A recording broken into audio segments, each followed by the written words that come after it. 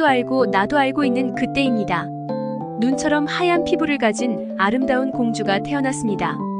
그녀의 이름이 무엇인지는 알지 못하지만 백설공주라고 전해지고 있죠.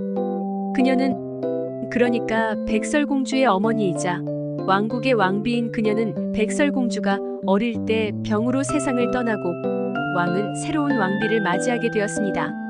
그때는 당연했을지도 모르겠지만 지금 생각해보면 왕은 어떻게 왕비가 죽자마자 새 왕비를 드리는지 너무 부럽네요.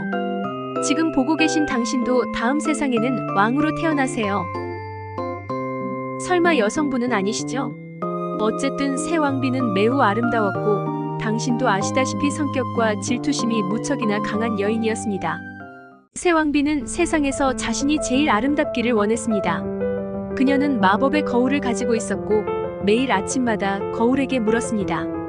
거울아, 거울아, 이 세상에서 누가 제일 아름다우니?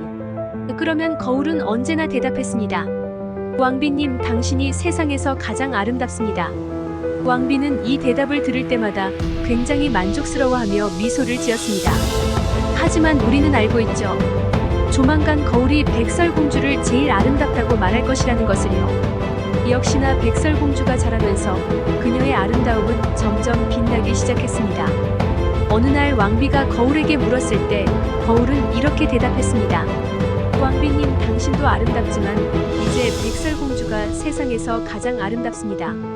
이 말을 듣고 왕비는 충격과 분노에 휩싸였습니다. 그녀는 백설공주를 없애기로 결심했습니다. 왕비는 사냥꾼을 불러 명령했습니다. 아무도 모르게 백설공주를 숲으로 데려가서 없애버리세요. 당연한 거지만 백설공주는 주인공이고 왕비는 조연이자 악역이었어요. 왕비, 너도 이쁜데 왜 그러는 거니? 동화에서 악역은 항상 끝이 안 좋단 말이야. 제발 그러지 마. 사냥꾼은 왕비의 명령으로 백설공주를 숲으로 데리고 갔습니다. 그러나 백설공주의 순수함과 아름다움에 감동한 사냥꾼은 그녀를 죽일 수 없었습니다. 사냥꾼은 백설공주에게 말했습니다. 공주님, 이 숲 깊은 곳으로 도망가세요. 그리고 절대 돌아오지 마세요. 저는 공주님을 해치지 않겠습니다. 백설공주는 사냥꾼에게 고마움을 표하며 숲속으로 도망쳤습니다.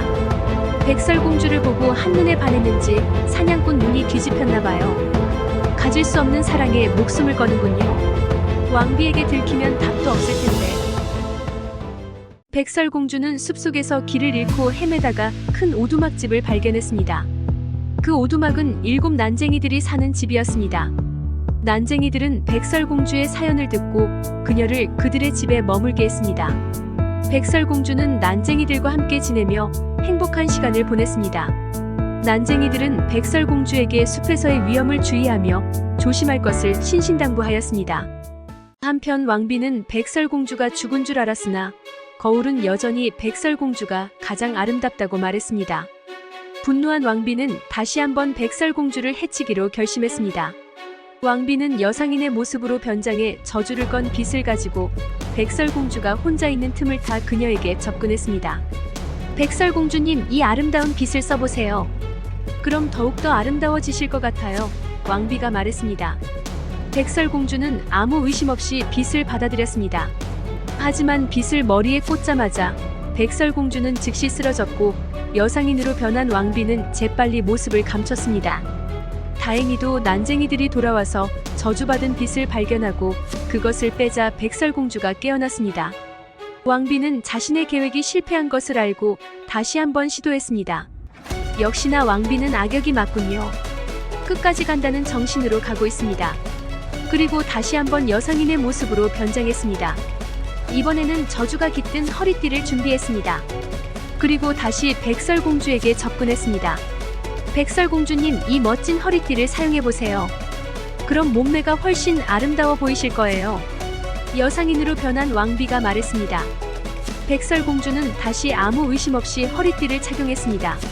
하지만 허리띠를 매자마자 그녀는 숨을 쉴 수 없게 되었습니다. 그리고 왕비는 그 자리를 떠났습니다. 그러나 이번에도 난쟁이들이 돌아와서 허리띠를 풀어주어 백설공주를 다시 구해냈습니다. 이쯤 되면 백설공주가 착한 건지 순진한 건지 어떤 건지 합리적인 의심이 들긴 하네요. 좀 조심해야 하는데 동화가 아니면 죽어도 벌써 죽었을 텐데 그래도 이쁘고 착하면 뭐든지 용서가 됩니다. 왕비는 2번의 실패에도 굴하지 않고 3번째 계획을 세웠습니다. 역시 뭐라든 삼세판이죠. 칼을 뽑았으면 썩은 무도 3번은 잘라야 제맛. 이건 아니고요. 왕비는 확실하게 하기 위해 마녀를 만났습니다.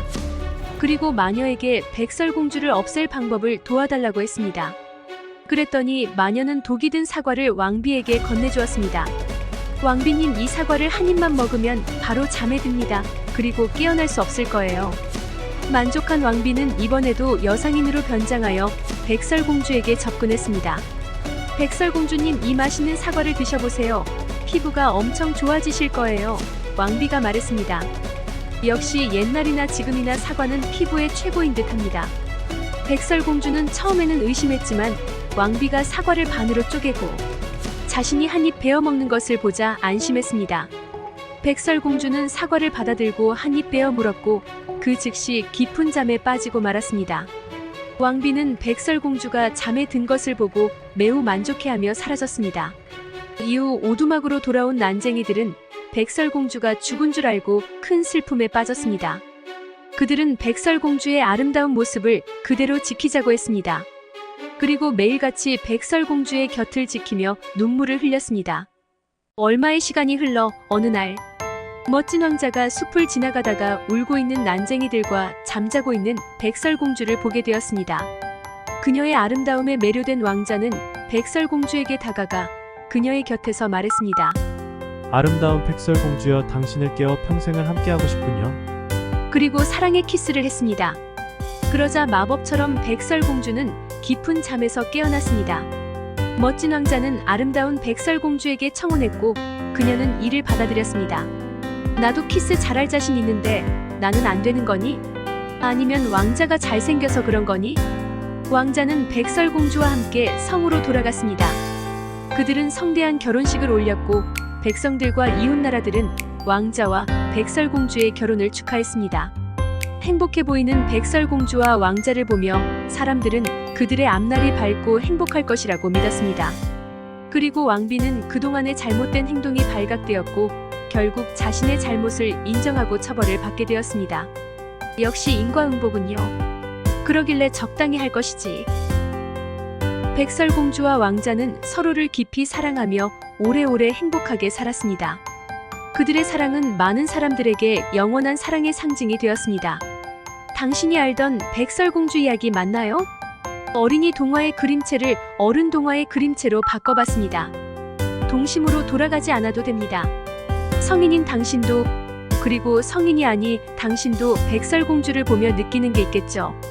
저도 이 동화를 만들며 여러 가지를 생각하게 되었습니다. 동화는 많습니다. 다음번엔 다른 동화로 찾아오겠습니다.